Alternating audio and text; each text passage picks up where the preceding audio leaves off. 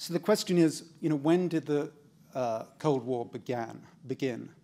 And I think if there was one moment that really symbolizes the beginning of the Cold War, is this photograph of American and Soviet troops linking up on the Elbe in April of 1945. Now, this moment is kind of usually interpreted as a moment of great sort of US-Soviet friendship, the two allies meeting up after the 4 years of war.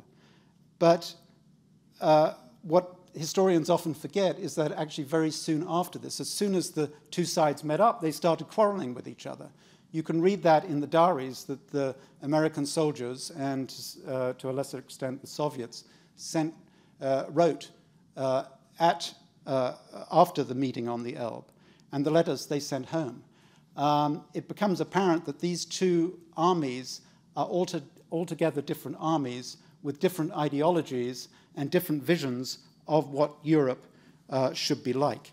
The American soldiers were amazed at the behavior of their Red Army friends. As soon as, when they moved into a village together, the Americans would quarter themselves in the house of a German family, and they would sort of tend to treat the possessions of the German family fairly respectfully. I mean, they moved in, they were the occupiers, but they wouldn't sort of cart all the furniture away. In the case of the Russians, they would move in, and they wouldn't even sleep in the beds.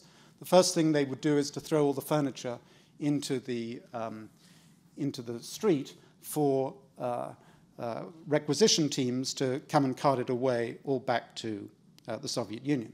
And it was kind of small incidents like that, in addition to much graver ones, like the sort of mass raping that Soviet troops engaged in, that drove home to American and British soldiers that they were dealing with that their ally operated on very different bases to themselves.